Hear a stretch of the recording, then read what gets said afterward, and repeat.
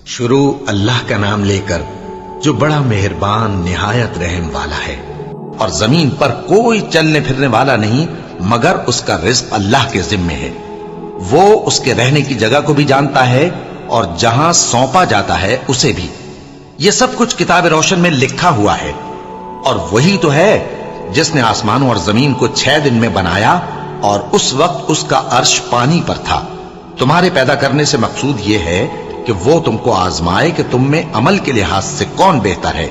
اور اے نبی، اگر تم کہو کہ تم لوگ مرنے کے بعد زندہ کر کے اٹھائے جاؤ گے تو کافر کہہ دیں گے کہ یہ تو کھلا جادو ہوا۔ اور اگر ایک مدت معین تک ہم ان سے عذاب روک دیں تو کہیں گے کہ کون سی چیز عذاب کو روکے ہوئے ہے۔ دیکھو، جس روز وہ ان پر واقع ہوگا پھر ٹلنے کا نہیں، اور جس چیز کا یہ مذاق اڑاتے ہیں وہ ان کو گھیر لے گی۔ اور اگر ہم انسان کو اپنے پاس سے نعمت بخشیں پھر اس سے اس کو چھین لے تو نا امید اور ناشکرا ہو جاتا ہے۔ اور اگر تکلیف پہنچنے کے بعد آسائش کا مزہ چکھائیں تو خوش ہو کر کہتا ہے کہ سب سختیاں مجھ سے دور ہو گئیں۔ بے شک وہ ہے ہی خوشی میں مست ہو جانے والا، بڑا فخر جتانے والا۔ ہاں، جنہوں نے صبر کیا اور عمل نیک کیے، یہی ہیں جن کے لیے بخشش اور اجر عظیم ہے۔ تو شاید تم کچھ چیز وہی میں سے جو تمہارے پاس آتی ہے چھوڑ دو، اور اس خیال سے تمہارا دل تنگ ہو کہ کافر یہ کہنے لگیں کہ اس پر کوئی خزانہ کیوں نہیں نازل ہوا، یا اس کے ساتھ کوئی فرشتہ کیوں نہیں آیا۔ اے نبی، تم تو صرف نصیحت کرنے والے ہو اور اللہ ہر چیز کا نگہبان ہے۔ کیا یہ لوگ کہتے ہیں کہ اس نے قرآن از خود بنا لیا ہے؟ کہہ دو کہ اگر سچے ہو تو تم بھی ایسی 10 صورتیں بنا لاؤ اور اللہ کے سوا جس جس کو بلا سکتے ہو بلا بھی لو۔ پس اگر وہ تمہاری بات قبول نہ کریں تو جان لو کہ یہ قرآن اللہ کے علم سے اترا ہے، اور یہ کہ اس کے سوا کوئی معبود نہیں۔ تو کیا تم لوگ اسلام لاتے ہو؟ جو لوگ دنیا کی زندگی اور اس کی زیب و زینت کے طالب ہوں، ہم ان کے اعمال کا بدلہ انہیں دنیا ہی میں دے دیتے ہیں، اور اس میں ان کی حق تلفی نہیں کی جاتی۔ یہ وہ لوگ ہیں جن کے لیے آخرت میں آتش جہنم کے سوا اور کچھ نہیں، اور جو عمل انہوں نے دنیا میں کیے سب برباد، اور جو کچھ یہ کرتے رہے سب ضائع ہوا۔ بھلا جو لوگ اپنے پروردگار کی طرف سے دلیل روشن رکھتے ہوں اور ان کے ساتھ ایک آسمانی گواہ بھی اس کی جانب سے ہو، اور اس سے پہلے موسیٰ کی کتاب ہو جو پیشوا اور رحمت ہے، تو کیا وہ قرآن پر ایمان نہیں لائیں گے؟ یہی لوگ تو اس پر ایمان لاتے ہیں، اور جو کوئی اور فرقوں میں سے اس سے منکر ہو تو اس کا ٹھکانہ آگ ہے۔ تو تم اس قرآن سے شک میں نہ ہونا، یہ تمہارے پروردگار کی طرف سے حق ہے، لیکن اکثر لوگ ایمان نہیں لاتے۔ اور اس سے بڑھ کر ظالم کون ہوگا جو اللہ پر جھوٹ باندھے؟ ایسے لوگ اپنے رب کے سامنے پیش کیے جائیں گے اور گواہ کہیں گے کہ یہی لوگ ہیں جنہوں نے اپنے پروردگار پر جھوٹ بولا تھا۔ سن رکھو کہ ظالموں پر اللہ کی لعنت ہے، جو اللہ کے رستے سے روکتے اور اس میں کجی چاہتی ہیں، اور وہ آخرت کا بھی انکار کرتے ہیں۔ یہ لوگ زمین میں کہیں چھپ کر اللہ کو ہرا نہیں سکتے، اور نہ اللہ کے سوا کوئی ان کا حمایتی ہے۔ اے پیغمبر، ان کو دگنا عذاب دیا جائے گا، کیونکہ یہ شدت کفر سے تمہاری بات نہیں سن سکتے تھے اور نہ تم کو دیکھ سکتے تھے۔ یہی ہیں جنہوں نے اپنے آپ کو خسارے میں ڈالا، اور جو کچھ یہ افترا کیا کرتے تھے ان سے جاتا رہا۔ بلا شبہ یہ لوگ آخرت میں سب سے زیادہ نقصان پانے والے ہیں۔ جو لوگ ایمان لائے اور عمل نیک کیے اور اپنے پروردگار کے آگے عاجزی کی، یہی صاحب جنت ہیں، ہمیشہ اس میں رہیں گے۔ دونوں فریقوں یعنی کافر و مومن کی مثال ایسی ہے جیسے ایک اندھا بہرا ہو اور ایک دیکھتا سنتا۔ بھلا دونوں کا حال یکساں ہو سکتا ہے؟ پھر تم سوچتے کیوں نہیں؟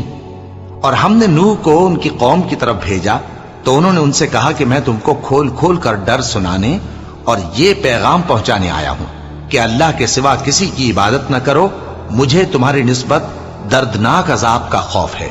تو ان کی قوم کے سردار جو کافر تھے کہنے لگے کہ ہم تم کو اپنے ہی جیسا ایک آدمی دیکھتے ہیں، اور یہ بھی دیکھتے ہیں کہ تمہارے پیرو وہی لوگ ہوئے ہیں جو ہم میں ادنا درجے کے ہیں، اور وہ بھی سطحی رائے سے، اور ہم تم میں اپنے اوپر کسی طرح کی فضیلت نہیں دیکھتے بلکہ تمہیں جھوٹا خیال کرتے ہیں۔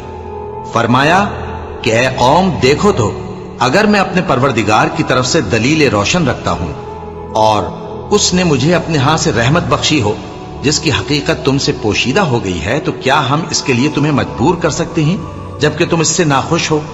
اور اے قوم، میں اس نصیحت کے بدلے تم سے مال و زر کا مطالبہ تو نہیں کرتا، میرا صلہ تو اللہ کے ذمے ہے، اور جو لوگ ایمان لائے ہیں میں ان کو نکالنے والا بھی نہیں ہوں، وہ تو اپنے پروردگار سے ملنے والے ہیں، لیکن میں دیکھتا ہوں کہ تم لوگ نادانی کر رہے ہو۔ اے میری قوم، اگر میں ان کو نکال دوں تو اللہ کی گرفت سے بچانے کے لیے کون میری مدد کر سکتا ہے؟ بھلا تم غور کیوں نہیں کرتے؟ اور میں نہ تم سے یہ کہتا ہوں کہ میرے پاس اللہ کے خزانے ہیں، اور نہ یہ کہ میں غیب جانتا ہوں، اور نہ یہ کہتا ہوں کہ میں فرشتہ ہوں، اور نہ ان لوگوں کی نسبت جن کو تم حقارت کی نظر سے دیکھتے ہو یہ کہتا ہوں کہ اللہ ان کو بھلائی یعنی اعمال کی جزائے نیک نہیں دے گا، جو ان کے دلوں میں ہے اسے اللہ خوب جانتا ہے۔ اگر میں ایسا کہوں تو بے انصافوں میں ہو جاؤں۔ انہوں نے کہا کہ نوح، تم نے ہم سے جھگڑا تو کیا اور جھگڑا بھی بہت کیا، اب اگر تم سچے ہو تو جس چیز سے ہمیں ڈراتے ہو وہ ہم پر لا نازل کرو۔ نوح نے کہا کہ اس عذاب کو تو اللہ ہی چاہے گا تو نازل کرے گا، اور تم اللہ کو کسی طرح ہرا نہیں سکتے، اور اگر میں یہ چاہوں کہ تمہاری خیر خواہی کروں اور اللہ یہ چاہے کہ تمہیں گمراہ رہنے دے تو میری خیر خواہی تم کو کچھ فائدہ نہیں دے سکتی، وہی تمہارا پروردگار ہے اور تمہیں اسی کی طرف لوٹ کر جانا ہے۔ کیا یہ لوگ کہتے ہیں کہ اس پیغمبر نے قرآن اپنے دل سے بنا لیا ہے؟ کہہ دو کہ اگر میں نے دل سے بنا لیا ہے تو میرے گناہ کا وبال مجھ پر، اور جو گناہ تم کرتے ہو اس سے میں بری الذمہ ہوں۔ اور نوح کی طرف وحی کی گئی کہ تمہاری قوم میں جو لوگ ایمان لا چکے ان کے سوا اور کوئی ایمان نہیں لائے گا، تو جو کام یہ کر رہے ہیں ان کی وجہ سے غم نہ کھاؤ، اور ایک کشتی ہمارے حکم سے ہمارے سامنے بناؤ، اور جو لوگ ظالم ہیں ان کے بارے میں مجھ سے کچھ نہ کہنا، کیونکہ وہ ضرور غرق کر دیے جائیں گے۔ اور نوح نے کشتی بنانا شروع کر دی، اور جب ان کی قوم کے سردار ان کے پاس سے گزرتے تو ان سے تمسخر کرتے۔ وہ کہتے کہ اگر تم ہم سے تمسخر کرتے ہو تو جس طرح تم ہم سے تمسخر کرتے ہو اسی طرح ایک وقت ہم بھی تم سے تمسخر کریں گے، اور تم کو جلد معلوم ہو جائے گا کہ کس پر عذاب آتا ہے جو اسے رسوا کرے گا، اور کس پر ہمیشہ کا عذاب نازل ہوتا ہے۔ یہاں تک کہ جب ہمارا حکم آ پہنچا اور تنور جوش مارنے لگا تو ہم نے نوح کو حکم دیا کہ ہر قسم کے پالتو جانوروں میں سے جوڑا جوڑا یعنی ایک ایک نر اور ایک ایک مادہ لے لو، اور جس شخص کی نسبت حکم ہو چکا ہے کہ ہلاک ہو جائے گا اس کو چھوڑ کر اپنے گھر والوں کو اور جو ایمان لایا ہو اس کو کشتی میں سوار کر لو۔ اور ان کے ساتھ ایمان بہت ہی کم لوگ لائے تھے۔ نوح نے کہا کہ اللہ کا نام لے کر کہ اسی کے کرم سے اس کا چلنا اور ٹھہرنا ہے، اس میں سوار ہو جاؤ، بے شک میرا پروردگار بخشنے والا ہے، مہربان ہے۔ اور وہ ان کو لے کر طوفان کی لہروں میں چلنے لگی۔ لہریں کیا تھیں؟ گویا پہاڑ تھے۔ اس وقت نوح نے اپنے بیٹے کو جو کشتی سے الگ تھا پکارا کہ بیٹا ہمارے ساتھ سوار ہو جا اور کافروں میں شامل نہ ہو۔ اس نے کہا کہ میں ابھی پہاڑ سے جا لگوں گا، وہ مجھے پانی سے بچا لے گا۔ فرمایا کہ آج اللہ کے عذاب سے کوئی بچانے والا نہیں اور نہ کوئی بچ سکتا ہے مگر وہی جس پر اللہ رحم کرے۔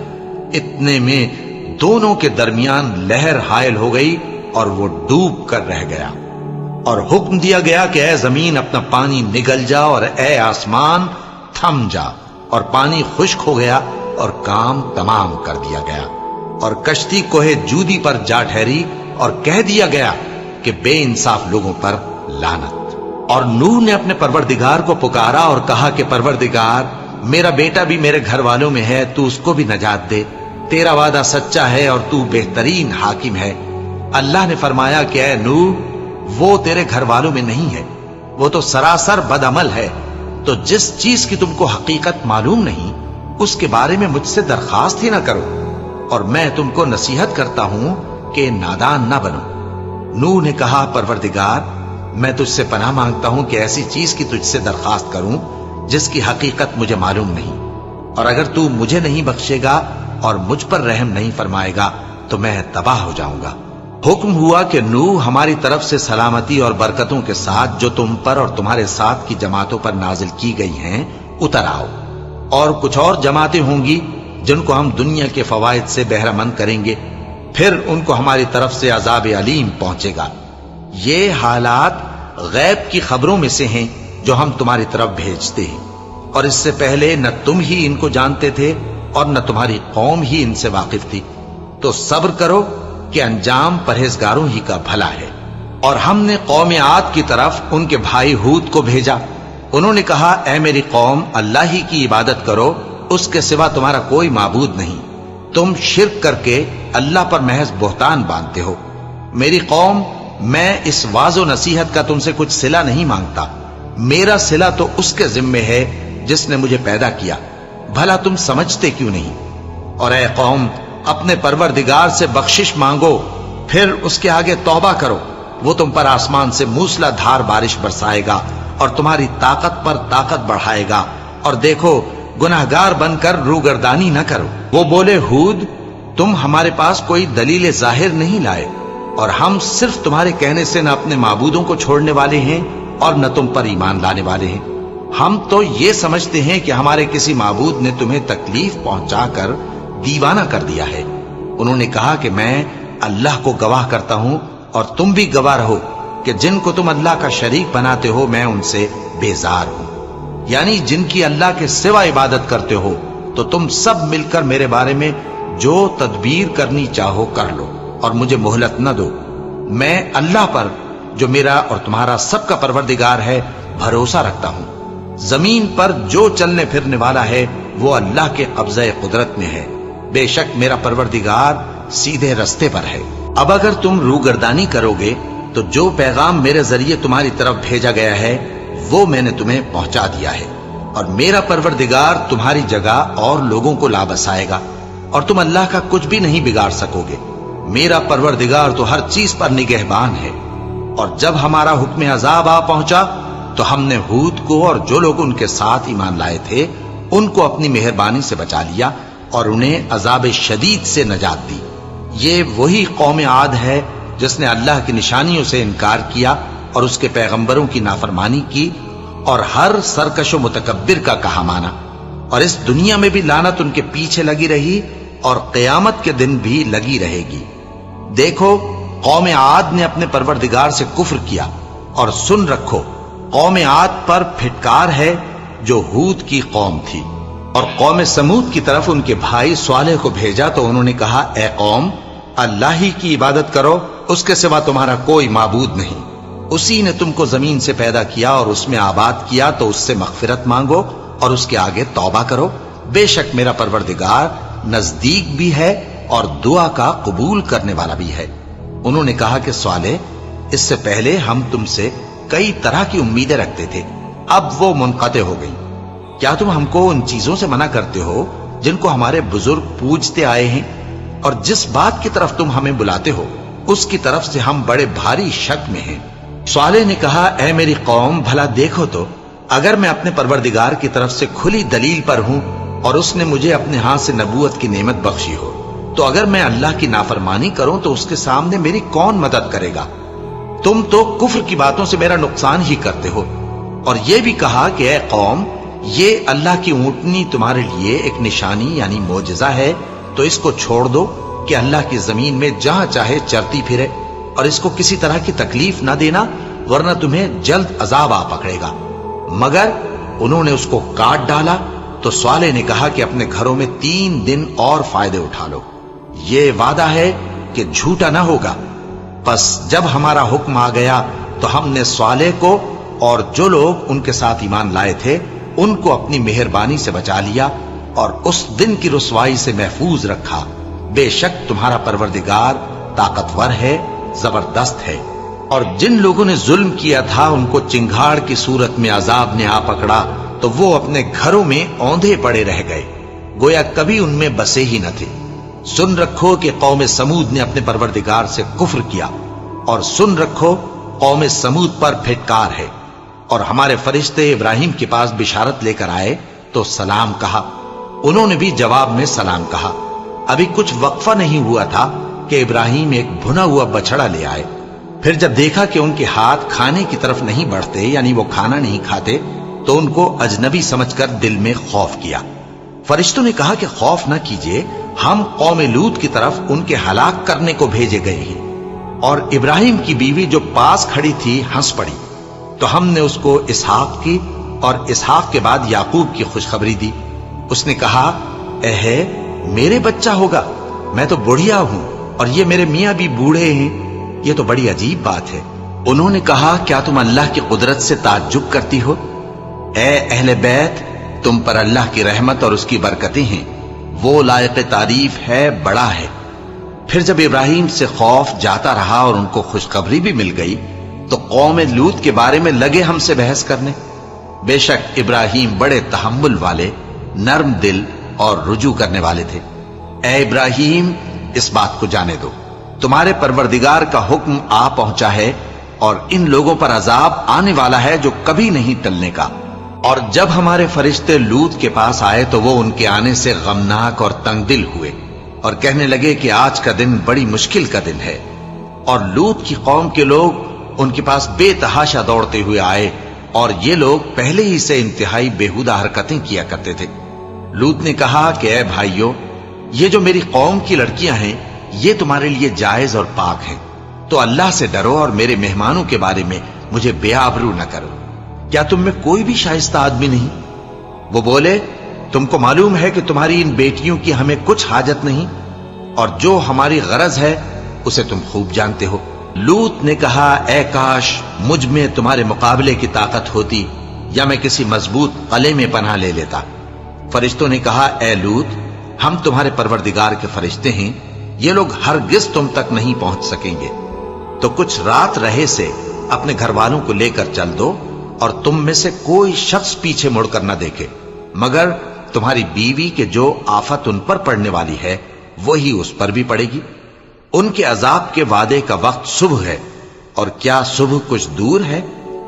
پھر جب ہمارا حکم آیا ہم نے اس بستی کو الٹ کر نیچے اوپر کر دیا اور ان پر پتھر کی تہ بتہ کنکریاں برسائیں جن پر تمہارے پروردگار کے ہاں سے نشان کیے ہوئے تھے، اور وہ بستی ان ظالموں سے کچھ دور نہیں۔ اور مدین کی طرف ان کے بھائی شعیب کو بھیجا تو انہوں نے کہا کہ اے قوم، اللہ ہی کی عبادت کرو کہ اس کے سوا تمہارا کوئی معبود نہیں، اور ناپ اور تول میں کمی نہ کیا کرو، میں تو تم کو آسودہ حال دیکھتا ہوں، اور اگر تم ایمان نہ لاؤ گے تو مجھے تمہارے بارے میں ایک ایسے دن کے عذاب کا خوف ہے جو تم کو گھیر کر رہے گا۔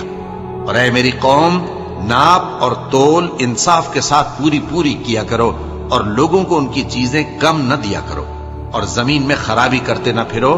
اگر تم کو میرے کہنے کا یقین ہو تو اللہ کا دیا ہوا نفع ہی تمہارے لیے بہتر ہے، اور میں تمہارا نگہبان نہیں ہوں۔ انہوں نے کہا اے شعیب، کیا تمہاری نماز تمہیں یہ سکھاتی ہے کہ جن کو ہمارے باپ دادا پوجتے آئے ہیں ہم ان کو ترک کر دیں، یا اپنے مال میں تصرف کرنا چاہیں تو نہ کریں؟ تم تو بڑے نرم دل اور بڑے سیدھے ہو۔ انہوں نے کہا کہ اے قوم، دیکھو تو اگر میں اپنے پروردگار کی طرف سے دلیل روشن پر ہوں اور اس نے اپنے ہاں سے مجھے نیک روزی دی ہو تو کیا میں اپنا فرض ادا نہ کروں؟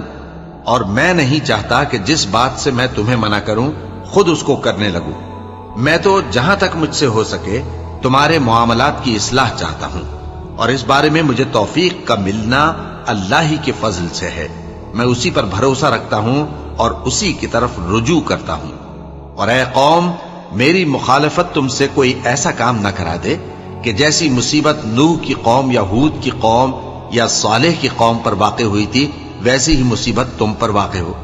اور لوط کی قوم کا زمانہ تو تم سے کچھ دور نہیں، اور اپنے پروردگار سے بخشش مانگو اور اس کے آگے توبہ کرو، بے شک میرا پروردگار بڑا مہربان ہے، بہت محبت کرنے والا ہے۔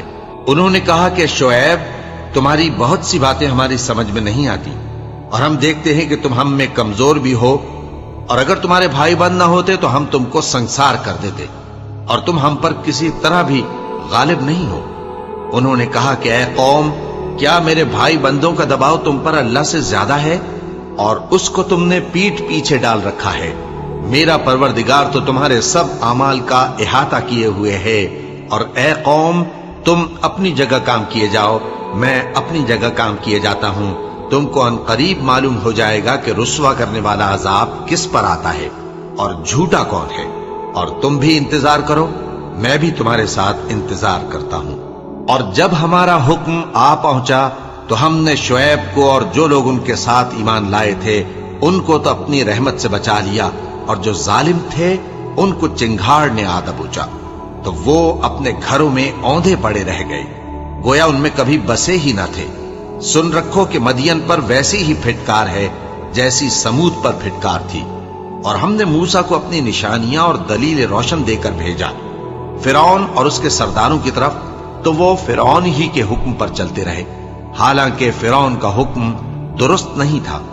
وہ قیامت کے دن اپنی قوم کے آگے آگے چلے گا، پھر ان کو دوزخ میں جا اتارے گا، اور جس مقام پر وہ اتارے جائیں گے وہ برا ہے۔ اور اس جہان میں بھی لعنت ان کے پیچھے لگا دی گئی، اور قیامت کے دن بھی پیچھے لگی رہے گی۔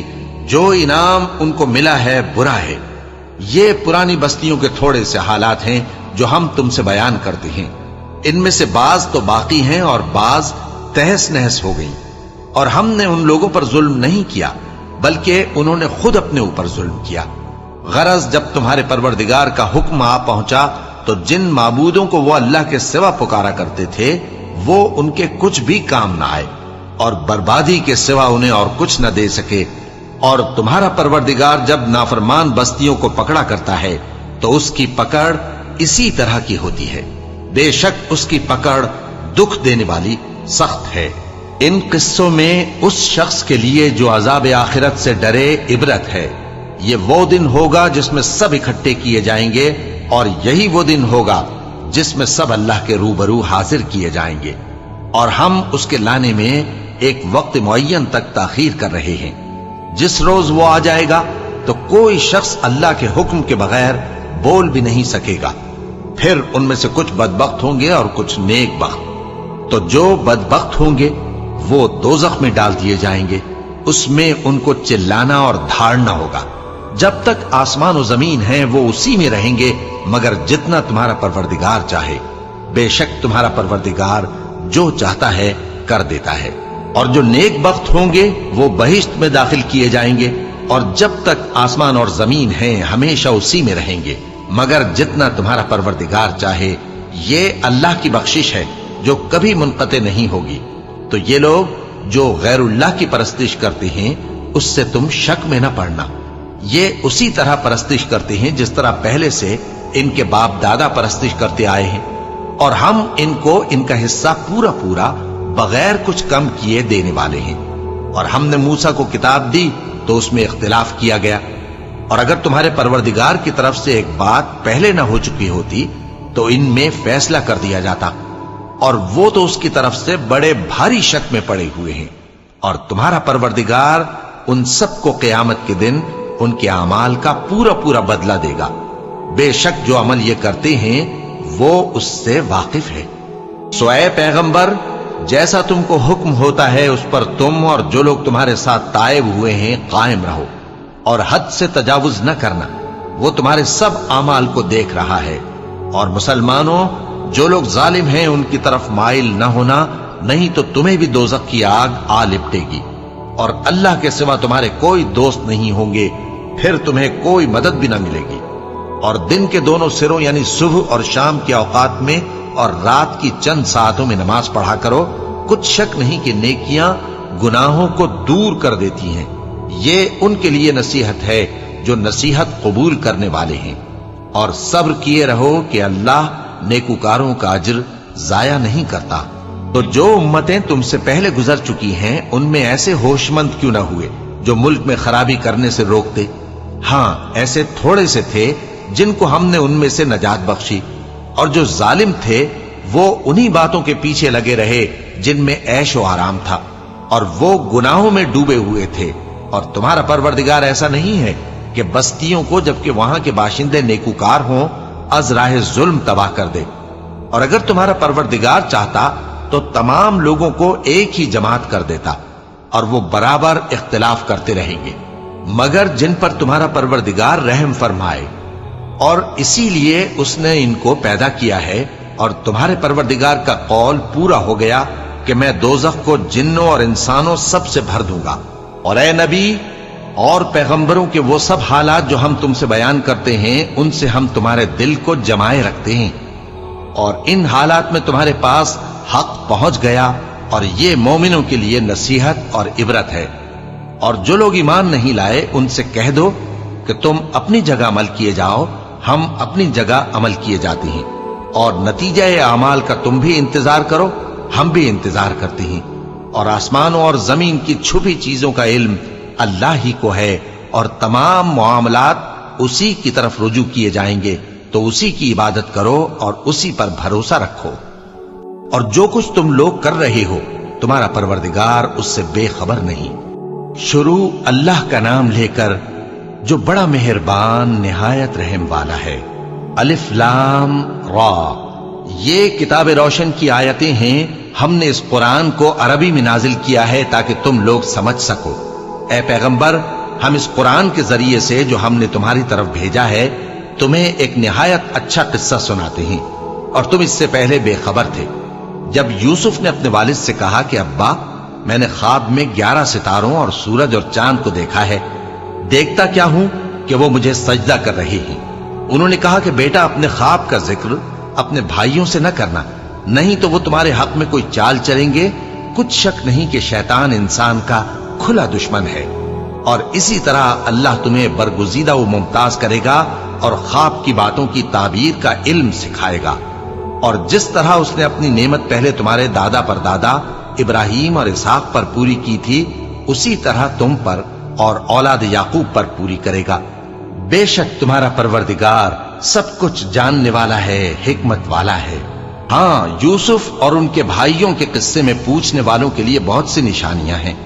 جب انہوں نے آپس میں تذکرہ کیا کہ یوسف اور اس کا بھائی ابا کو ہم سے زیادہ پیارے ہیں، حالانکہ ہم جماعت کی جماعت ہیں، کچھ شک نہیں کہ ابا کھلی غلطی پر ہیں۔ یوسف کو یا تو جان سے مار ڈالو یا کسی ملک میں پھینک آؤ، پھر ابا کی توجہ صرف تمہاری طرف ہو جائے گی، اور اس کے بعد تم نیک لوگوں میں ہو جاؤ گے۔ ان میں سے ایک کہنے والے نے کہا کہ یوسف کو جان سے نہ مارو، کسی اندھے کنویں میں ڈال دو کہ کوئی راہگیر اسے نکال کر کسی دوسرے ملک میں لے جائے گا۔ اگر تم کو کرنا ہی ہے تو یوں کرو۔ یہ مشورہ کر کے وہ اپنے والد سے کہنے لگے کہ ابا جان، کیا سبب ہے کہ آپ یوسف کے بارے میں ہمارا اعتبار نہیں کرتے، حالانکہ ہم اس کے خیر خواہ ہیں؟ کل اسے ہمارے ساتھ بھیج دیجئے کہ خوب میوے کھائے اور کھیلے کودے، ہم اس کے نگہبان ہیں۔ انہوں نے کہا کہ یہ امر مجھے غمناک کیے دیتا ہے کہ تم اسے لے جاؤ، یعنی وہ مجھ سے جدا ہو جائے، اور مجھے یہ بھی خوف ہے کہ تم کھیل میں اس سے غافل ہو جاؤ اور اسے بھیڑیا کھا جائے۔ وہ کہنے لگے کہ اگر ہماری موجودگی میں کہ ہم ایک طاقتور جماعت ہیں اسے بھیڑیا کھا گیا تو ہم بڑے نقصان میں پڑ گئے۔ غرض جب وہ اس کو لے گئے اور اس بات پر اتفاق کر لیا کہ اس کو اندھے کنویں میں ڈال دیں، اور ہم نے یوسف کی طرف وحی بھیجی کہ ایک وقت ایسا آئے گا کہ تم انہیں ان کے اس سلوک سے آگاہ کرو گے، اور ان کو اس وحی کی کچھ خبر نہ ہوگی۔ اور یہ حرکت کر کے وہ رات کے وقت باپ کے پاس روتے ہوئے آئے، کہنے لگے کہ ابا جان، ہم تو دوڑنے اور ایک دوسرے سے آگے نکلنے میں مصروف ہو گئے اور یوسف کو اپنے اسباب کے پاس چھوڑ گئے تو اسے بھیڑیا کھا گیا، اور آپ ہماری بات کو گو ہم سچ ہی کہتے ہیں باور نہیں کریں گے، اور ان کے کرتے پر جھوٹ موٹ کا لہو بھی لگا لائے۔ یعقوب نے کہا کہ یوں نہیں ہے، بلکہ تم اپنے دل سے یہ بات بنا لائے ہو۔ اچھا، صبر کہ وہی خوب ہے، اور جو تم بیان کرتے ہو اس کے بارے میں اللہ ہی سے مدد چاہیے۔ اور اب اللہ کی شان دیکھو کہ اس کنویں کے قریب ایک قافلہ آوارد ہوا اور انہوں نے پانی کے لیے اپنا سقا بھیجا، تو اس نے کنویں میں ڈول لٹکایا، یوسف اس سے لٹک گئے۔ وہ بولا، زہے قسمت، یہ تو ایک لڑکا ہے، اور اس کو قیمتی سرمایہ سمجھ کر چھپا لیا۔ اور جو کچھ وہ کرتے تھے اللہ کو خوب معلوم تھا، اور انہوں نے اس کو تھوڑی سی قیمت یعنی معدود چند درہموں پر بیچ ڈالا، اور وہ اس سے بیزار ہو رہے تھے۔ اور مصر میں جس شخص نے اس کو خریدا، اس نے اپنی بیوی سے جس کا نام زلیخا تھا کہا کہ اس کو عزت و اکرام سے رکھو، عجب نہیں کہ یہ ہمیں فائدہ دے یا ہم اسے بیٹا بنا لیں۔ اس طرح ہم نے یوسف کو سرزمین مصر میں جگہ دی، اور غرض یہ تھی کہ ہم ان کو خواب کی باتوں کی تعبیر سکھائیں، اور اللہ اپنے کام پر غالب ہے لیکن اکثر لوگ نہیں جانتے۔ اور جب وہ اپنی جوانی کو پہنچے تو ہم نے ان کو دانائی اور علم عطا کیا، اور نیکوکاروں کو ہم اسی طرح بدلہ دیا کرتے ہیں۔ اور جس عورت کے گھر میں وہ رہتے تھے اس نے ان کو اپنی طرف مائل کرنا چاہا، اور دروازے بند کر کے کہنے لگی یوسف جلدی آؤ۔ انہوں نے کہا کہ اللہ پناہ میں رکھے، وہ یعنی تمہارے میاں تو میرے آقا ہیں، انہوں نے مجھے اچھی طرح سے رکھا ہے، میں ایسا ظلم نہیں کر سکتا، بے شک ظالم لوگ فلاح نہیں پائیں گے۔ اور اس عورت نے ان کا قصد کیا اور انہوں نے اس کا قصد کیا۔ اگر وہ اپنے پروردگار کی نشانی نہ دیکھتے تو جو ہوتا سو ہوتا۔ یوں اس لیے کیا گیا کہ ہم ان سے برائی اور بے حیائی کو روک دیں، بے شک وہ ہمارے چنے ہوئے بندوں میں سے تھے۔ اور دونوں دروازے کی طرف بھاگے، آگے یوسف پیچھے زلیخا، اور عورت نے ان کا کرتا پیچھے سے پکڑ کر جو کھینچا تو پھاڑ ڈالا، اور دونوں کو دروازے کے پاس عورت کا خاوند مل گیا۔ تو عورت بولی کہ جو شخص تمہاری بیوی کے ساتھ برا ارادہ کرے اس کی اس کے سوا کیا سزا ہے کہ یا تو قید کیا جائے یا اسے دکھ کا عذاب دیا جائے۔ یوسف نے کہا اسی نے مجھ کو اپنی طرف مائل کرنا چاہا تھا، اور اس کے خاندان میں سے ایک گواہ نے گواہی دی کہ اگر اس کا کرتا آگے سے پھٹا ہو تو یہ سچی اور یوسف جھوٹا ہے، اور اگر کرتا پیچھے سے پھٹا ہو تو یہ جھوٹی اور وہ سچا ہے۔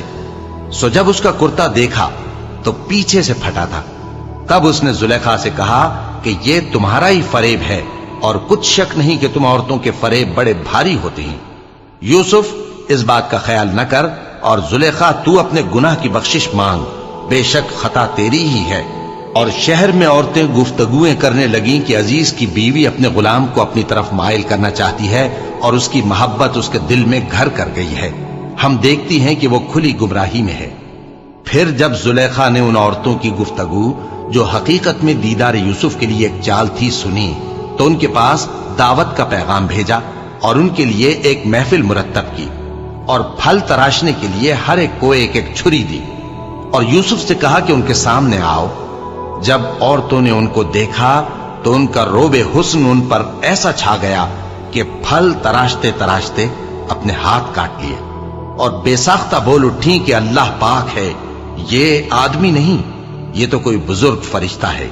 زلیخا نے کہا تو یہ وہی ہے جس کے بارے میں تم مجھے تانے دیتی تھیں، اور بے شک میں نے اس کو اپنی طرف مائل کرنا چاہا مگر یہ بچا رہا، اور اگر یہ وہ کام نہ کرے گا جو میں اسے کہتی ہوں تو قید کر دیا جائے گا اور ذلیل ہوگا۔ یوسف نے دعا کی کہ پروردگار جس کام کی طرف یہ مجھے بلاتی ہیں اس کی نسبت مجھے قید پسند ہے، اور اگر تو مجھ سے ان کے فریب کو نہ ہٹائے گا تو میں ان کی طرف مائل ہو جاؤں گا اور نادانوں میں سے ہو جاؤں گا۔ پس ان کے رب نے ان کی دعا قبول کر لی اور ان سے عورتوں کا داؤں ٹال دیا، بے شک وہی تو سننے والا ہے، جاننے والا ہے۔ پھر باوجود اس کے کہ وہ لوگ ان کی بے گناہی کے نشان دیکھ چکے تھے، ان کی رائے یہی ٹھہری کہ کچھ عرصے کے لیے ان کو قید ہی کر دیں، اور ان کے ساتھ دو اور جوان بھی داخل زندہ ہوئے۔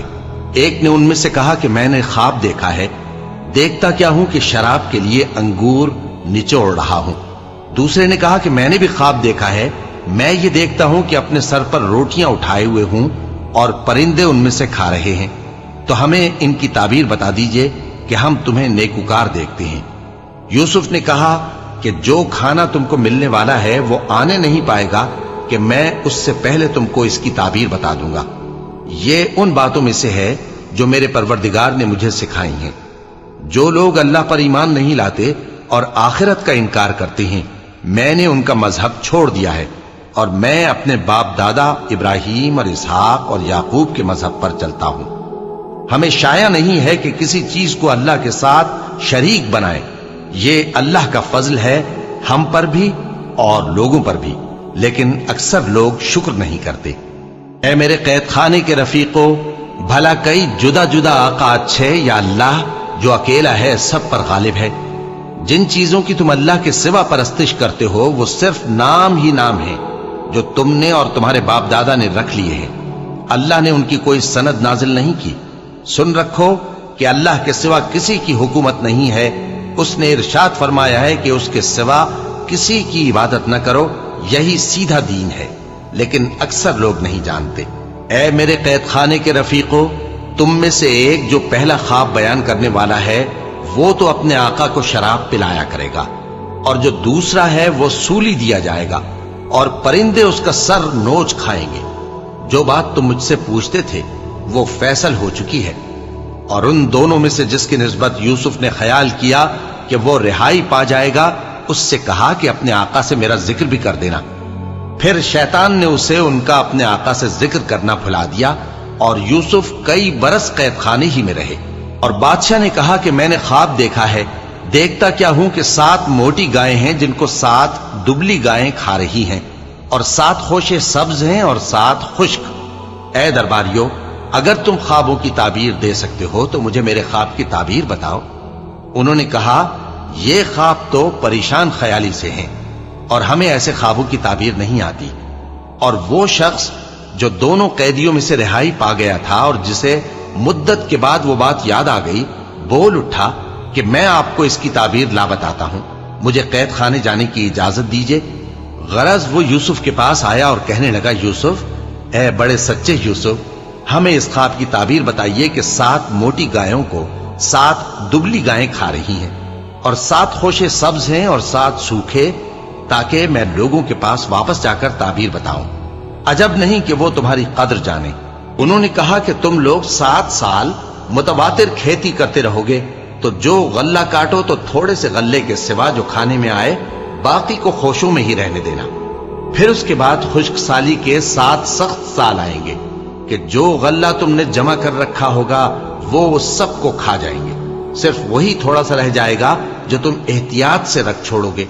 پھر اس کے بعد ایک ایسا سال آئے گا کہ خوب مے برسے گا اور لوگ اس میں رس نچوڑیں گے۔ اور یہ تعبیر سن کر بادشاہ نے حکم دیا کہ یوسف کو میرے پاس لے آؤ۔ سو جب قاصد ان کے پاس گیا تو انہوں نے کہا کہ اپنے آقا کے پاس واپس جاؤ اور اس سے پوچھو کہ ان عورتوں کا کیا حال ہے جنہوں نے اپنے ہاتھ کاٹ لیے تھے، بے شک میرا پروردگار ان کے فریب سے خوب واقف ہے۔ بادشاہ نے عورتوں سے پوچھا کہ تمہارا کیا قصہ تھا جب تم نے یوسف کو اپنی طرف مائل کرنا چاہا؟ سب بول اٹھیں کہ اللہ پاک ہے، ہم نے اس میں کوئی برائی معلوم نہیں کی۔ عزیز کی بیوی نے کہا، اب سچی بات تو ظاہر ہو ہی گئی ہے، اصل یہ ہے کہ میں نے اس کو اپنی طرف مائل کرنا چاہا تھا اور وہ بے شک سچا ہے۔ یوسف نے کہا کہ میں نے یہ بات اس لیے پوچھی ہے کہ عزیز کو یقین ہو جائے کہ میں نے اس کی پیٹھ پیچھے اس کی امانت میں خیانت نہیں کی، اور اللہ خیانت کرنے والوں کی چال کو چلنے نہیں دیتا۔